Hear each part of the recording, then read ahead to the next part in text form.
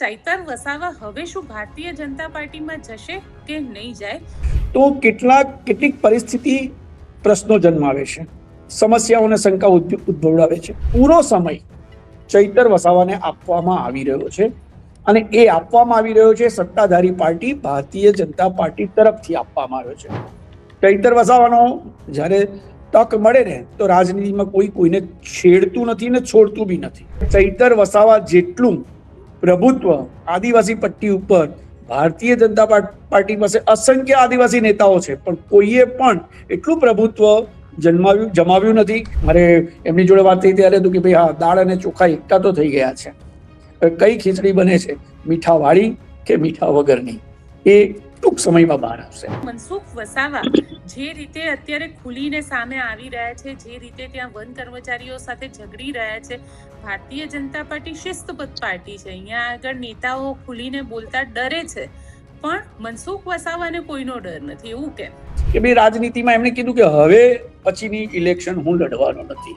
જ્યારે કોઈએ લડતમાં ઉતરવું નથી તો પછી ચિંતા છે નહીં. ભારતીય જનતા પાર્ટી કમળ જે કરવાનું છે તે કરશે.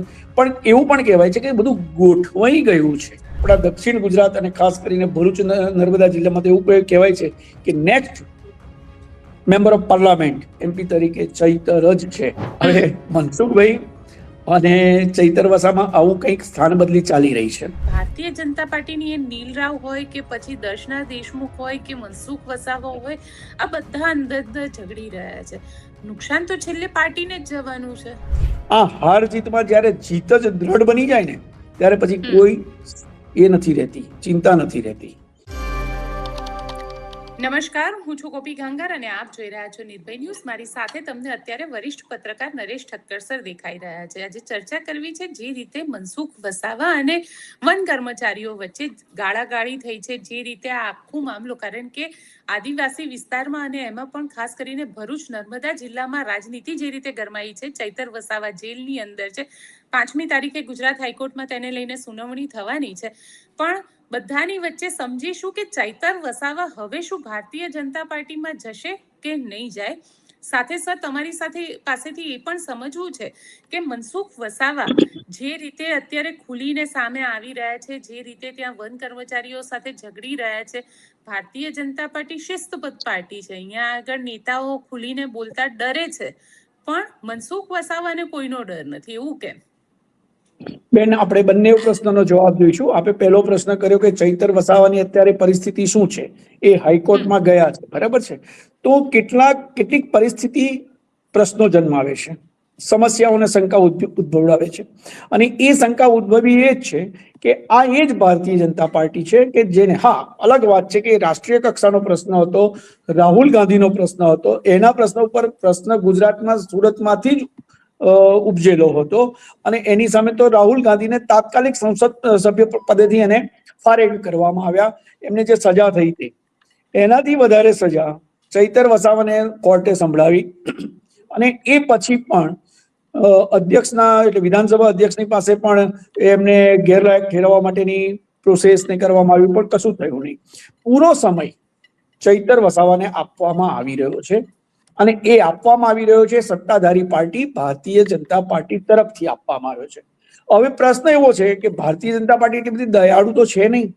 સામ દામ દંડ ભેદ આખા રાષ્ટ્રની અંદર તમે જોઈ શકો છો. ભલી પાર્ટીઓને ઘેરે બેસાડી દીધી છે, ભલી પાર્ટીઓને વેર વિખેર કરી નાખી છે. એટલી સત્તા ને સામર્થ્ય છે ભારતીય જનતા પાર્ટીમાં. એ જ ભારતીય જનતા પાર્ટીએ ચૈતર વસાવાને આટલી વિકટ પરિસ્થિતિમાં મૂક્યા પછી, કોર્ટનો આદેશ આપ્યા પછી એને ગેરલાયક ઠેરવવાની પ્રક્રિયા હજુ સુધી હાથ ધરી નથી. નંબર 1. એટલે એમાંથી શંકા ઉદ્ભવે બહુ સ્વાભાવિક છે કે કેમ આટલી ફેવર ચૈતર માટે કેમ? ચૈતર વસાવાનો જ્યારે તક મળે ને તો રાજનીતિમાં કોઈને છેડતું નથી ને છોડતું બી નથી. એમને કઈ પરિસ્થિતિમાં એમને શું કરવાનું છે એ એમને પૂર્વ નિર્ધારિત હોય છે.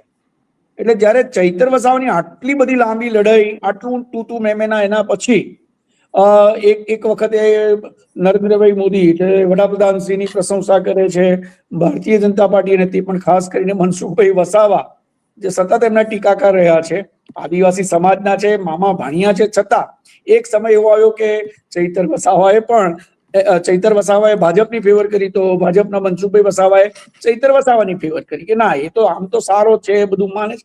એ બે મુદ્દા. હવે બીજી વાત એવી આવી કે જુઓ આ વખતે જે કંઈ થયું, હવે 2027ની ચૂંટણીઓ નજીકમાં છે. ભારતીય જનતા પાર્ટીને આગળ કહ્યું છે મેં વારંવાર એવું, ચૈતર વસાવાની ખૂબ જ જરૂર છે. કારણ કે ચૈતર વસાવા જેટલું પ્રભુત્વ આદિવાસી પટ્ટી ઉપર, ભારતીય જનતા પાર્ટી પાસે અસંખ્ય આદિવાસી નેતાઓ છે પણ કોઈએ પણ એટલું પ્રભુત્વ જમાવ્યું નથી, લોક હૃદયમાં સ્થાન નથી લીધું. બીજી તરફ આપણે ચૈતર વસાવા તરફથી વિચારીએ તો એને પણ શા માટે સત્તાને ઠોકર મારે? બધા આખી આપના ભલભલા સાંસદો કેજરીવાલની વાહવાહી કરતા થાકતા નહોતા, એ બધા જો ભારતીય જનતા પાર્ટીમાં જતા રહી શકતા હોય, એવી પરિસ્થિતિમાં કંઈક ઈશારો કે કંઈક ઈચ્છા કે કંઈક વિચાર ચૈતર વસાવાના દિમાગમાં પણ જો જન્મ્યો હોય તો એ ખોટું શું છે? એટલે એમાંથી શંકા જન્મી.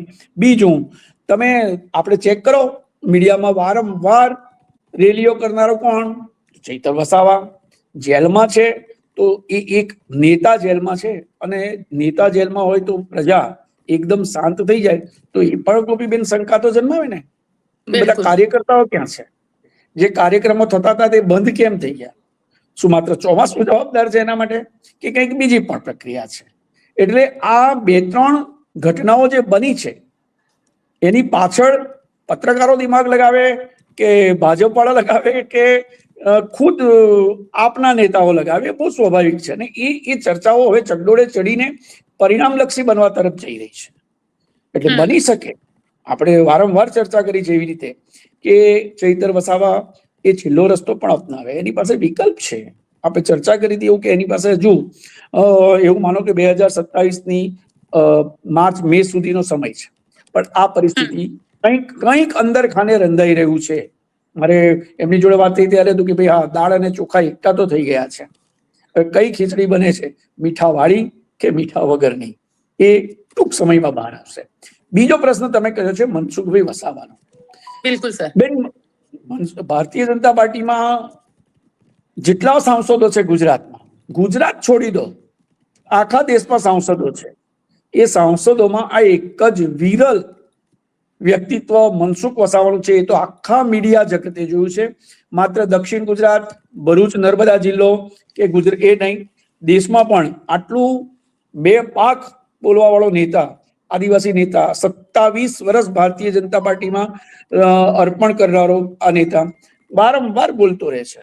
એને ક્યાંક તો કોઈકનું પ્રબળ પીઠબળ છે, સુરક્ષા કવચ છે. પહેલા હતું એ વિશ્વ હિન્દુ પરિષદની પીઠબળ ધરાવતા હતા, પણ ત્યાર પછી ક્યાં તો ગુજરાતની બેલડીમાંથી કોઈકનું સપોર્ટ છે, ક્યાં તો એમનો અંતરાત્મા એટલો શુદ્ધ અને સક્ષમ છે, એ એવું કદાચ વિચાર્યું છે કે સ્વીકારી લીધું છે. એ પણ હવે બહુ જલ્દી ખબર પડી જશે કે ભાઈ રાજનીતિમાં એમણે કીધું કે હવે પછીની ઇલેક્શન હું લડવાનો નથી. જ્યારે કોઈએ લડતમાં ઉતરવું નથી તો પછી ચિંતા છે નહીં, ભારતીય જનતા પાર્ટી કમળ જે કરવાનું છે તે કરશે. પણ એવું પણ કહેવાય છે કે બધું ગોઠવાઈ ગયું છે. જ્યાં સુધી આદિવાસી પટ્ટીની રાજનીતિમાં ચાલે છે ત્યાં સુધી ગણિતો ગોઠવાઈ ગયા છે. કોઈકને રાજ્યસભા મળી શકે છે, કોઈકને ગવર્નરશીપ મળી શકે છે કોઈ રાજ્યની, અને કોઈકને લોકસભા વાળું કહેવાય છે ને કે નેક્સ્ટ. અમારા તરફ તો આપણા દક્ષિણ ગુજરાત અને ખાસ કરીને ભરૂચ નર્મદા જિલ્લામાં એવું કહેવાય છે કે next member of parliament MP તરીકે ચૈતર જ છે. ચૈતર વસાવા ભાજપમાં આવે કે ન આવે, એ આપમાં રહે કે ન રહે, એ કોંગ્રેસનું આંગળી પકડે કે ગમે તે, પણ જો ચૂંટણી થઈ અને એને જે લોક હૃદયમાં સ્થાન મેળવ્યું છે એ પ્રમાણે એની સંભાવનાઓ અતિ પ્રબળ છે.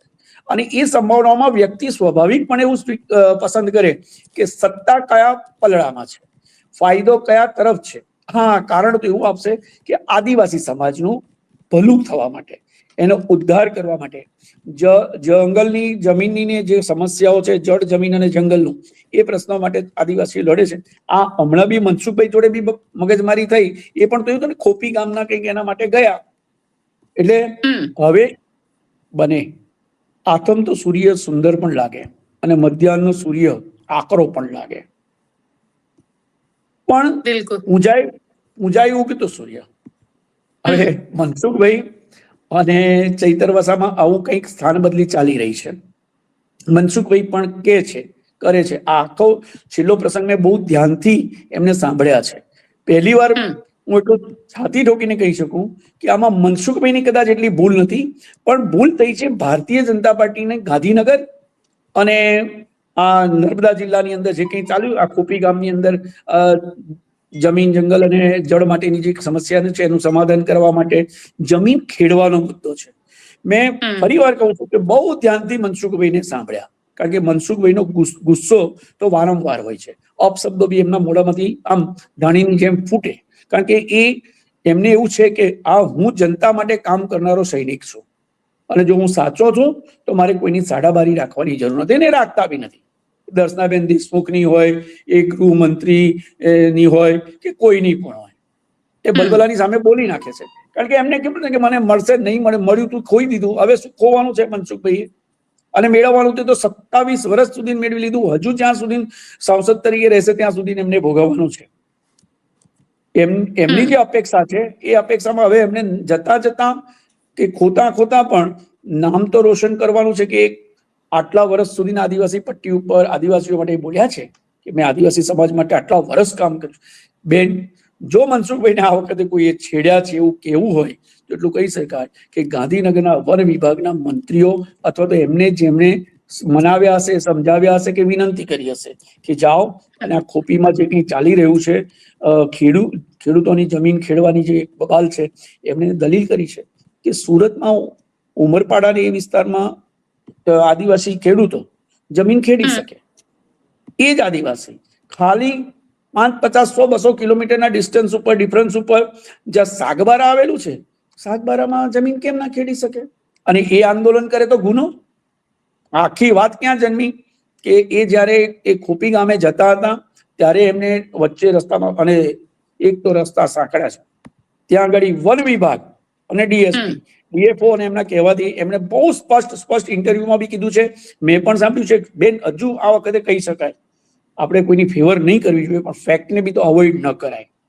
મનસુખભાઈના મોઢામાં જે અપશબ્દો નીકળ્યા, એ જે પોલીસ વાળા બેઠા હતા, વન વિભાગ વાળા બેઠા હતા, એમણે જે ગંદો શબ્દ વાપર્યો, માં સમાણી ગાળ આપી, અને પછી એ ભાઈનો આમે બોઇલર ફાટવાથી પહેલું છે મનસુખભાઈનું, એ બોઇલર ફાટ્યું અને એમણે બી ક્યાંક અપશબ્દ વાપર્યા. બીજું, હું તો એવું માનું છું કે એક તો આદિવાસી પટ્ટી, અને આદિવાસી પટ્ટીમાં ગાળ અને ઉશ્કેરા એટલે ક્રોધ ને બધું સામાન્ય હોય છે, એ મોહફાટ હોય છે. બીજું, સુરત બી તો નજીક છે, નર્મદા જિલ્લા અને ભરૂચ જિલ્લાની, એટલે અપશબ્દોનો ભરમાર થતો હોય છે. આગળના બધા ઘણા કિસ્સામાં થયું છે કે ક્રોધાવેશમાં મનસુખભાઈ બોલ્યા છે, પણ આમાં એમણે સ્પષ્ટ પ્રશ્નો ઉભા કર્યા છે કે મને જ્યારે મારી પર શ્રદ્ધા રાખીને સરકાર વિનંતી કરતી હોય, એ સરકારની વિનંતી, મંત્રીઓની વિનંતીઓને કારણે હું સમજાવટ માટે જતો હોય કે કંઈક પ્રશ્નનું નિરાકરણ આવીએ, અને તે સમયે આ નિમિત્ત બની ગયા વન વિભાગના પોલીસ કર્મીઓ અને એ લોકો. અને જોજો તમે, તસવીરમાં બહુ સ્પષ્ટ છે કે પેલા 2 કર્મચારી કે જે અધિકારી છે એ બેઠ પાકડા ઉપર મનસુખ વસાવા જોડે તદ્દન ઉદ્ધતાઈથી વાત કરે છે, ઉશ્કેરાટ જન્મી એવી વાત કરે છે. એટલે ત્યાં આગળ આ જે ઘટના બની એમાં મનસુખભાઈ આપણી પ્રથમ દ્રષ્ટિની અંદર એવું કહેવાય, આગળ પાછલું આપણે બહુ એ નથી કરતા, પણ એમનો ઉશ્કેરાટ વ્યાજબી હતો. સરકારની બેધારી કહે છે કે સરકારની બેધારી નીતિ છે. એક જિલ્લામાં, એક વિસ્તારની અંદર ખેતી કરાય અને એ જ આદિવાસીઓ બીજા જંગલ અને વિસ્તારમાં, કારણ કે આદિવાસીના પ્રશ્નો માટે લડીને ચૈતર વસાવા આદિવાસીઓનો હીરો બન્યો છે. હવે મનસુખભાઈએ મહેનત કરી હશે, એ પ્રયાસ કરતા હશે, પણ એમના ભાગ્યમાં એટલું જે સ્ટાઇલથી ચૈતર વસાવા લડ્યો છે એવી સ્ટાઇલથી મનસુખભાઈ લડી નથી શક્યા. એમની કદાચ ઉંમર પણ હોય, એમની કદાચ પાર્ટીમાં બી એમની અસ્વીકૃતિ ક્યાં છે? એમની સામે બી બધા બહુ ઘણા બધા જૂથો ને બધું ચાલતું હોય છે. એ સાચા હોય છે તો પણ પાર્ટી એમને સ્વીકારી શકે એવી સ્થિતિ નથી હોતી, કારણ કે પાર્ટી એક મનસુખભાઈ વસાવાથી નથી ચાલતી, કોઈ એક મંત્રી સંત્રીથી નથી ચાલતી, પાર્ટી સમૂહથી ચાલે છે. જુઓ, નર્મદા જિલ્લાના સંગઠનના પ્રમુખ કેવા છે, સંગઠનમાં બી કેટલી ગાળાગાળી ચાલે છે. એટલે એ બધું એમને ખૂંચે છે, કારણ કે પ્રકૃતિ છે અને પ્રાણ અને પ્રકૃતિ સાથે જાય. મનસુખભાઈની કદાચ રાજનીતિ પૂરી થશે ત્યાં સુધી એમની પ્રકૃતિ તો હાવી રહેવાની છે. એટલે આ બધી લડાઈમાં આદિવાસીઓના નામે જે કંઈ પણ ચાલી રહ્યું છે કર્યું, પણ આદિવાસીઓને ખેદ આપણને એટલો થવો જોઈએ એક મીડિયા તરીકે કે પ્રજા જે તડપી રહી છે, તરસી રહી છે, એમને જે હક અને હિસ્સા મળવા જોઈએ, અધિકાર છે એમનો, તો એ અધિકારો અને હક હિસ્સા પણ મળતા નથી. પણ કમનસીબે આ જ આદિવાસીઓને જે હક હિસ્સા નથી મળતા જળ જમીન અને એના માટેના, તો એમાંથી ફાયદો બનાવીને નેતાઓ બધા બહુ બને છે. કેટલાક પોતાનું કરીને બેસી જાય છે, કેટલાક લડતા લડતા હીરો બની જાય છે. બધા જ છે. આખી આદિવાસીની ઉપર સંશોધન કરીને એક ગ્રંથ લખવા જેવો છે, પીએચડી થઈ શકે એવું છે કે આદિવાસીઓએ કેટલાને હીરો બનાવ્યા, કેટલાને કરોડોપતિ બનાવી દીધા, ક્યાંથી ક્યાં લઈ ગયા છે. આંદોલનો કરીને ઘણા બધા આગળ બી આવી ગયા, પણ આદિવાસીઓનું ભલું કેટલું થયું, કેટલા લોકોને એમની જમીન મળી, કેટલા લોકોને એમને મળી. ખુદ ઘર માટે તો ચૈતર વસાવા બી લડે છે. અને એ જ પછી અંદરની લડાઈમાં બેન આ રાજનીતિ, આ વર્તમાન રાજનીતિ આ શીખ્યું છે. એક સમય હતો, મહાભારત કાળ હતો, એમાં સામ દામ દંડ ભેદ બધું ચાલતું હતું. અને આ મહાકળિયુગનો સમય છે કે જેની અંદર એ જ ચાલે છે, સત્તાની જ સાઠમારી છે. એ ધર્મયુદ્ધ હતું. આ કયા કર્મનું કેવું યુદ્ધ છે એ કેવું અતિ કઠિન છે, પણ રાજનીતિ છે બેન. એટલે અત્યારે જે કંઈ બની રહ્યું છે એ મોટા બનવાની લડાઈ ચાલી રહી છે. મોટા બન્યા પછી શું, પ્રજાને કેટલો ફાયદો? જુઓ, આપણે જોઈ રહ્યું છે, આખો દેશ જોઈ રહ્યો છે. જેનઝી શું કરી રહ્યું છે? એ લોકો નાના નાના બાળકો ક્યારે આવ્યા? જ્યારે અન્યાયની ભાવના, સતત અન્યાયની ભાવના, એમના ભવિષ્યનો અંધકાર જાય. એટલે આ પરિસ્થિતિમાં હવે આ વયસ્ક મનસુખભાઈ વસાવા અકળાઈ ઉઠે તો બહુ સ્વાભાવિક છે. પણ તમે કીધું એમ શિસ્ત અને સંયમવાળી શિસ્તબદ્ધ પાર્ટી એ પણ મનસુખભાઈને વાળ વાંકો નથી કરી શકતા. એનું રહસ્ય શોધવું પડે એવી સ્થિતિ છે. બાકી આ વિસ્તારમાં જી સર, એક આ વસ્તુ વિસ્તારમાં બધી લડાઈ ચાલતી રહેશે. યસ, એક વસ્તુ એ પણ સમજવી છે, કારણ કે જે રીતે આદિવાસી વિસ્તારમાં આખી લડાઈ થઈ રહી છે, અલ્ટિમેટલી અહીંયા થઈ એ રહ્યું છે કે ભારતીય જનતા પાર્ટીની એ નીલ રાવ હોય કે પછી દર્શના દેશમુખ હોય કે મનસુખ વસાવા હોય, આ બધા અંદર ઝઘડી રહ્યા છે. નુકસાન તો છેલ્લે પાર્ટીને જ જવાનું છે બેન. પણ પાર્ટી માટે એવું છે ને કે ચહેરો મુખ્ય છે. પાર્ટીને એટલી ખબર છે કે અમે જીતીશું કોના થકી, કેવી રીતે. આ હાર જીતમાં જ્યારે જીત જ દ્રઢ બની જાય ને ત્યારે પછી કોઈ એ નથી રહેતી, ચિંતા નથી રહેતી. આ બધાને એવું છે કે અમે જીતીશું. હા, આજના સમાચાર થોડા આઘાતજનક છે ભારતીય જનતા પાર્ટી માટે, સાવચેત કરે એવા છે. બે બેઠકોમાં એક કોંગ્રેસ જીતી, એક પીકે એ જીત્યા.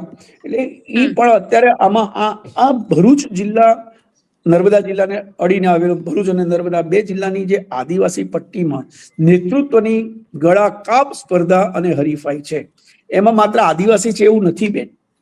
આ જે નવું સીમાંકન ને બધું થવાનું હતું ને એ બધું વાતો ચાલતી હતી, એ બધું થાય તો એવું કહેવાતું હતું, ચર્ચાતું હતું, રાજકીય વર્તુળોમાં એવું થતું હતું કે હવે પછી ભરૂચ જિલ્લો અને નર્મદા જિલ્લાની બેઠકો જુદી થઈ શકતી. તો એક આદિવાસી બેઠક થઈ જાય અને એક કોમન સામાન્ય બેઠક થઈ જાય. કારણ કે ભરૂચ જિલ્લાની આ મનસુખભાઈ અને ચૈતર વસાવા જે લડે છે એ સામાન્ય બેઠક છે, શિડ્યુલ ટ્રાઇબની રિઝર્વ બેઠક નથી. પણ એ અંદરની લડાઈમાં પણ એવું છે, આજે તમે માનો કે આદિવાસીના મતદાતાઓ સવિશેષ છે, પણ જીત એ જ મતદાતાઓ એકલા એક મત થઈને કોઈને મત આપે તો પણ એમની નથી થવાની. કારણ કે એ સિવાયના જે મતદાતાઓ છે, ભારતીય જનતા પાર્ટી હોય કે કોઈ પણ, કોંગ્રેસની કમિટેડ વોટ બેંક પણ હતી અને અત્યારે કોંગ્રેસ આપતી હતી. પણ તે સમયે પણ કોંગ્રેસના જયારે અહેમદભાઈ પટેલ ઘરે બેઠા અને રાજ્યસભા પકડી, ત્યાર પછી ચંદુભાઈ દેશમુખથી શરૂ થયું, ત્યારે આદિવાસી આવ્યા. પછી એ પટ્ટીમાં કોંગ્રેસના બીજા આદિવાસી નેતાઓ પણ હતા. તે છોટાઉદેપુર અને એ વિસ્તારમાંથી સાંસદ બન્યા છે. ધારાસભ્ય બી પીડી વસાવા એક નામ હતું, ધારાસભ્યનો પર્યાય બની ગયેલા પીડી વસાવા. એટલે એ બધું હતું. પણ જેમ સમય બદલાયો, સ્થિતિ બદલાઈ, તત્વ બદલાયું, આખી પાર્ટીની વિચારધારા બદલાઈ, એ પ્રમાણે બધું થયું. પણ અહીંયા વિચારધારાની એસી તેસી, એમને એટલી ખબર છે એક વાર બેન ટિકિટ મળી ગઈ એટલે એક તો પહેલી એ લોકો જીત પાકી માની લે છે. જીત પાકી માની લીધા પછી મોટા ભાગના ભારતીય જનતા પાર્ટીના ચૂંટાયેલા પ્રતિનિધિઓ નેતાઓમાં એવું હોય છે કે હવે આપણને 5 વર્ષનું લાયસન્સ મળી ગયું છે. 3-4 વર્ષ તો તમારા જે થાય જેટલો વિકાસ, પ્રજાનો વિકાસ પછી વિકાસ થાય છે, પણ કોનો? વ્યક્તિ વિકાસ પહેલો. વ્યક્તિ વિકાસ પહેલો. તમે જોજો, સામાન્ય ઘરમાં રહેનારાઓ પણ ક્યાંથી ક્યાં પહોંચી જાય છે. શું કરીને કે હા, કોઈ પોતે ભ્રષ્ટાચાર નથી કરતા, પણ ભ્રષ્ટાચારીઓનો જે મધમાખી મધપૂડો છે એ આજુબાજુ લઈને ફરતા હોય છે. બધા બહુ આક્ષેપો થાય છે. હું એમ કહી શકું કે હું કરપ્શન નથી કરતો, પણ મારી આજુબાજુ ફરનારા 25-50 જણ એવા હોય કે જેમને સેટ થયા હોય, એ આ જ ધંધો કરતા હોય. બધી જ સેવા મારા સેવકો જો મારે કરતા હોય, આવું નેતૃત્વ ભારતીય જનતા પાર્ટીમાં પણ વિકસ્યું છે. સંગઠનમાં પણ એક પરિસ્થિતિ છે બેન. સંગઠનમાં કદાચ એટલી બધી સત્તા નહીં હોય, એ પાર્ટી કક્ષાએ, રાજ્ય કક્ષાએ ચાલતું હશે, પણ એમની પાસે કેટલા આક્ષેપો. અત્યારે ભારતીય જનતા પાર્ટીમાં તો એવી પરિસ્થિતિ છે બેન કે ભ્રષ્ટાચારનો આક્ષેપ કરવો પાપ છે. એ સ્વીકૃત સત્ય થઈ ગયું છે. વ્યભિચાર, ભ્રષ્ટાચાર એ બધું ચાલે છે. અને એની અંદર પણ અત્યારે સ્પર્ધા જે જામી છે, કોણ બનેગા કરોડપતિમાં ભાગ લેવો, અમિતાભને મળીને આનંદ કરવો, એના કરતા ભારતીય જનતા પાર્ટીની કોઈ સામાન્ય બેઠકની, પછી એ સંગઠનની હોય કે પ્રતિનિધિની, એની સંસ્થાની હોય, સ્થાનિક સ્વરાજ્યની સંસ્થાની હોય, એ મળ્યું એટલે મહિને 25-50 હજાર રૂપિયા ઘરે બેઠો પગાર તો બંધાઈ જાય છે. અમે ઘણી બધી જગ્યાએ જોયું છે, સાંભળ્યું છે, અનુભવ્યું છે. આવીને બેસનારાઓ જે ચર્ચા કરતા હોય એમની જોડે કહેવાય છે કે બસ મને હવે મહિને 25-50 હજારની ચિંતા ટળી ગઈ. આ પરિસ્થિતિમાં બેન પછી શિસ્ત અને સંયમનું પાલન ક્યાંથી થાય? એ પછી જરૂરી નથી કે ભાજપ જ હોય, પણ આ જ પરિસ્થિતિ જો કોંગ્રેસમાં, તો કોંગ્રેસનું બી થાય. કોંગ્રેસમાં લોકો લડવા કેમ તૈયાર નથી થતા? અથવા તો ખેતરો વેચીને બધું જમીન જાયદાદ કાઢીને એને લડવું પડે છે. અને એ બી એટલા દિલથી નથી લડી શકતા, કારણ કે પાછળ બીજી પણ બીક હોય છે, ધાક હોય છે. સત્તા આગળ આપણે કહીએ છીએ કે શાણપણ નકામું નહીં. અહીંયા આગળ આ ચૈતર વસાવા બી એવું વિચારતો હોય ને, માણસ તો છે જ, માણસ તો છે જ. બીજો માણસની ઉપર બીજું સવિશેષ એનામાં ગુણ છે, એ રાજકારણી બી છે, રાજનીતિ છે. ત્રીજું, એ રાજનીતિમાં શિષ્ય કોના છે, મામા કોણ છે. આ બધું નર્મદા જિલ્લો, ભરૂચ જિલ્લો બહુ સારી રીતે જુએ છે, બધું સમજે છે, સ્વીકારે પણ છે. બાકી બેન આજ કે એમને ખબર છે, એક વખત એવું હતું કે મનસુખભાઈ વસાવાના લોકસભાના પ્રતિનિધિ, એના ઉમેદવાર તરીકેના સ્પર્ધક દર્શના દેશમુખ પણ હતા. એમણે જેમની સામે એમને બચાવ્યાનો આક્ષેપ કર્યો છે, મનસુખભાઈ કે મેં એને બચાવ્યો. ઘનશ્યામ પટેલ બી હતા. મનસુખભાઈ કોઈને છોડ્યા નથી, પણ ખાસ કરીને એને છોડતા બી નથી કે જે પછી એમને છેડે છે, છંછેડે છે. આ મુદ્દામાં જે છેલ્લો મુદ્દો તમે કીધો, એને પેલાએ કીધું કે ભાઈ બસો વચ્ચે રોકીને રસ્તા રોકી દીધા.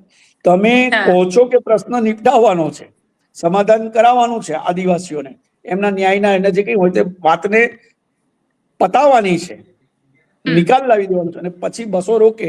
અને બસો રોકે એ બધું પાછું મનસુખભાઈને આવતા જતા એમના કાર્યકર્તાઓ ઉશ્કેરે. મનસુખભાઈને ઉશ્કેરવા માટે બે ચાર સળી કરવી બહુ સહજ છે, કારણ કે એક તો એમનાથી ખોટું સહજ નથી થતું, બોલી દેવાની હિંમત છે એમનામાં. એટલે આવતા એમણે કીધું ને કે આવતા જતા બધાએ કીધું બસો કેવી મૂકી છે બેન, આટલા વરસાદની અંદર તમે ગામમાં જવાના રસ્તા પર રોકી લો તો સામાન્ય માણસ બે નહીં, પણ સામાન્ય બોલ. અને મેં તો કીધું ને કે 27 વર્ષના સાંસદને એસપી જેવો એસપી હોય ને તો પણ એ ઉભો તો થઈ જાય એકવાર, એને રિસ્પેક્ટ, એના પ્રતિનિધિત્વને સન્માન આપવાનું હતું. એટલે બેઠા બેઠા એમને શું ઓળખતા નતા? એમને એક વ્યક્તિ બોલે છે કે આ સાંસદ છે, અને પછી જયારે સાંસદને માં બેન સમાણી ગાળ સાંભળવાની આવી તો આ મનસુખભાઈ સાંભળે? હજુ તો એવું કહેવાય કે લિમિટમાં રહ્યા. બાકી પેલા રસ્તાના આંદોલન, મામલતદાર એમને જે ખંખેરેલા એવા તો નથી મળ્યા. પણ ફેક્ટ છે કે આદિવાસી સમાજના નામે અહીંયા જે પણ કંઈ થઈ રહ્યું છે એમાં આદિવાસીનું કલ્યાણ કેટલું થશે, ક્યારે થશે, એ પ્રશ્ન આજે પણ એવો ને એવો જ જીવંત છે. એને કેટલું મળ્યું? હા, જમીનોનો ભાવ વધ્યા, બધું થયું, ભલભલા. અને કોણે કર્યું બેન? આ ડેડિયાપાડ આપણે એની અંદર જે થયું, એની અંદર સ્ટેચ્યુ ઓફ યુનિટી પાસે કોને વિકાસ થયો? કોણ કરોડોપતિ બન્યું, કોણે ઇન્વેસ્ટમેન્ટ કર્યા, કેટલા આદિવાસીઓ? મનસુખભાઈ કે, ચૈતર વસાવા કે આ આદિવાસી 5 લાખ કમાઈ લો કે 50 લાખ નો કે 5 કરોડ નો કે 50 કરોડ નો આસામી બન્યો, 5-25 તો નામ આપો. એ કેટલા બન્યા એ તમારો ને મારો સંશોધનનો વિષય છે. પણ છે સ્થિતિ આવી. હવે જોવાનું છે કે સ્થિતિ ક્યાં સુધી જાગે છે. જો આદિવાસીઓ પણ આંદોલનના માર્ગે આ જુવાનિયાઓ ચડ્યા છે, જેનઝી વાળા, એવું ચડે ને તો કંટ્રોલ કરવું અતિ કઠિન છે. પણ આપણે ઈચ્છીએ કે લોકશાહી જીવંત રહે અને શાસન સારી રીતે ચાલે, સત્તા પણ સારી રીતે સંભાળાય અને વિકાસ ખરેખર થાય. માત્ર વિકાસની વાતો ના થાય. જેમને અન્યાય થયો છે એમને ન્યાય મળવો જોઈએ, મુદ્દો ગમે તે હોય. બિલકુલ સર, આશા એ જ રાખીએ કે જેની સાથે અન્યાય થયો છે અને ન્યાય મળે. આપ અમારી સાથે અત્યારે જોડાયા તેના માટે આપનો ખૂબ ખૂબ આભાર. આભાર.